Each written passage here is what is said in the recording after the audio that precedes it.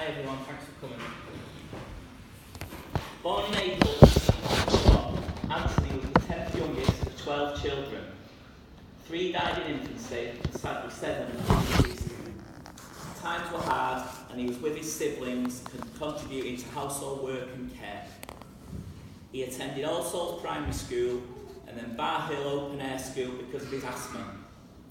Despite his challenges, he went on to do really well at night school and then went on to work mainly in the transport organisation, subsequently knowing most of the roads in the UK.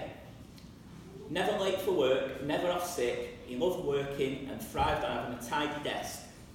He worked for many years with Auntie Sheila at Anderson International in Trafford Park. He loved socialising with his brothers and my dad Kevin in Salford. His interests were reading history, crosswords, playing pool in the pub, and being a member of local pool teams. He was a very big Man United fan, loved horse racing, and he was known for his encyclopedic knowledge of World Wars I and II.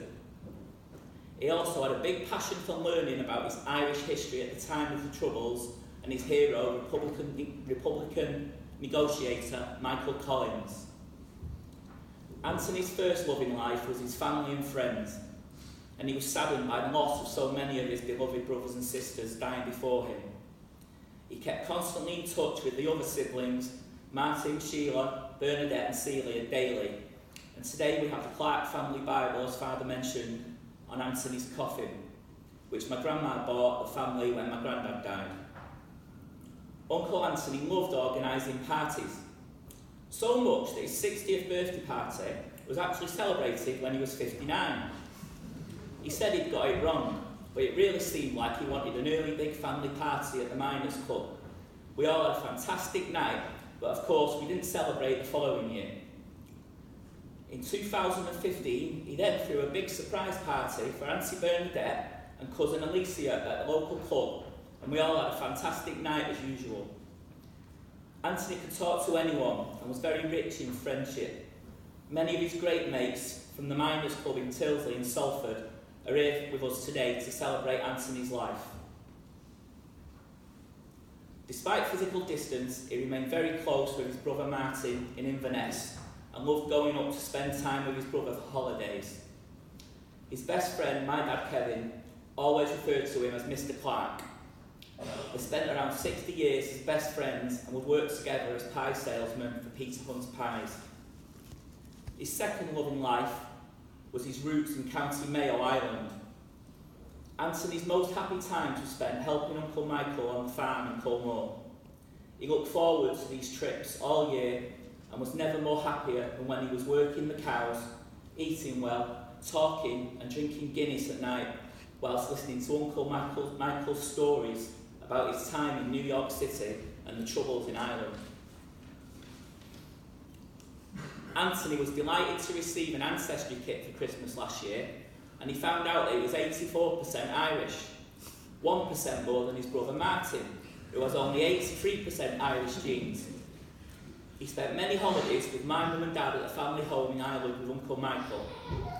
Many memorable funny times were had, such as a tale my dad Kevin often told me of the time when Uncle Michael had worked them so hard that they'd got no time off the farm during their holiday. Anthony had always wanted to visit the fields of Athenry, as in the famous song. So my dad, mum and Anthony sneaked out one morning at 8:30 a.m. when Michael was in bed, went to Galway, arrived at 10, took a photo in front of the sign for Athenry, and then did a quick turn back to the farm in Foxford. Uncle Michael was still asleep in bed, snoring none the wiser. My dad protested, "Anthony, I've just done 150 miles just so you can have a bloody picture on your wall in Eccles."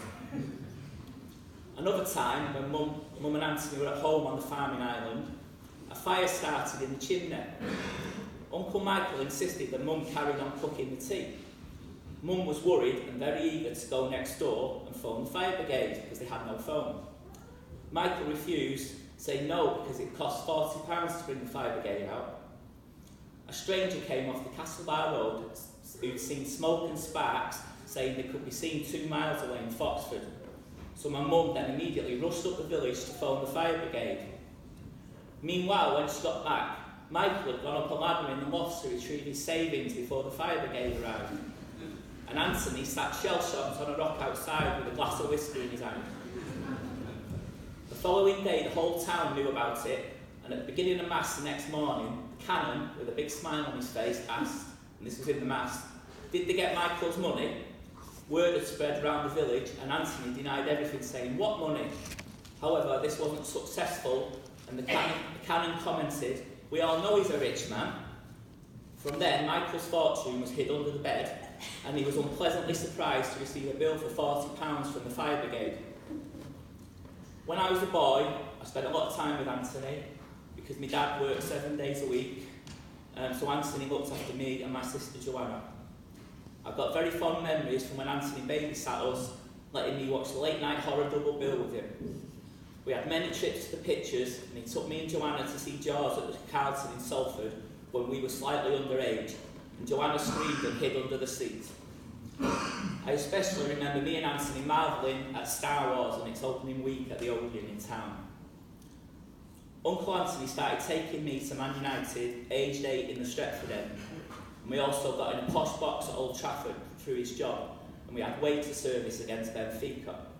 He also took me to the FA Cup final in 1979, where we unfortunately got beat 3-2, and I cried all the way home on the train, being consoled by Anthony.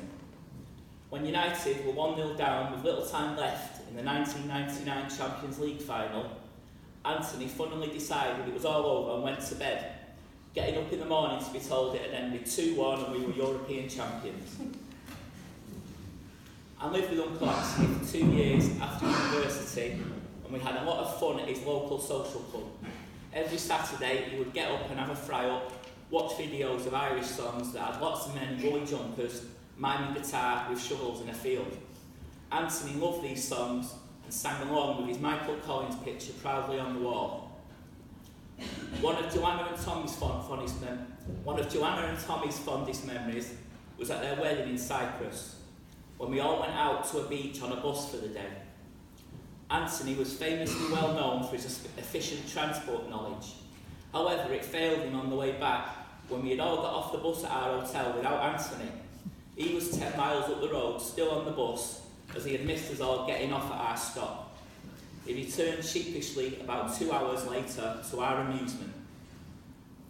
Uncle Anthony was a loving, kind, caring man who always thought of others. He asked for little and enjoyed life and the company of his family and friends.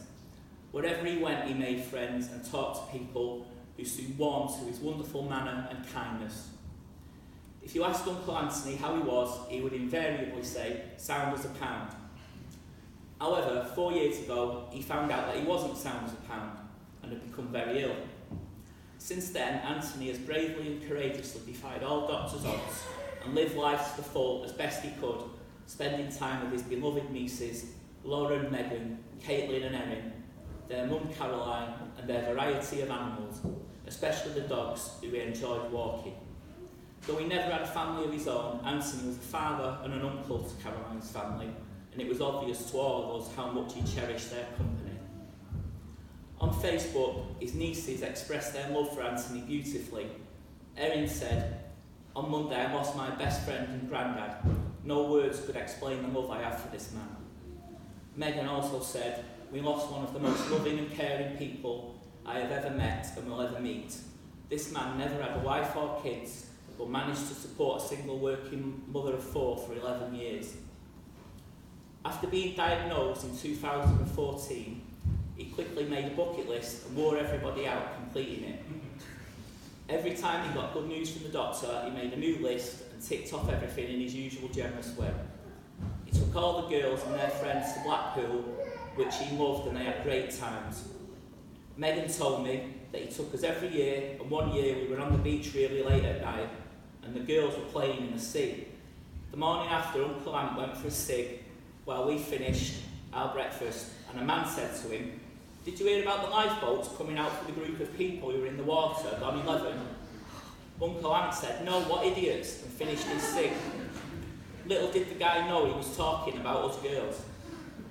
We used to go to the pleasure beach in the Sandcastle water park, and he loved sitting and watching us all get along and having fun. He didn't care for the money. He also took us to the pier and we would have fish and chips on the beach even though it was freezing. We had really amazing times.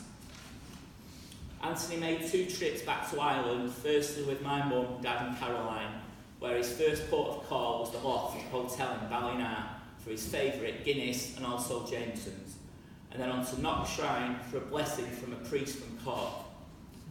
The second time, his last trip, Caroline and Caitlin accompanied him, which he thoroughly enjoyed, with one of the highlights being a visit to Mum's friend Nan Morris, an Irish traditional musician who entertained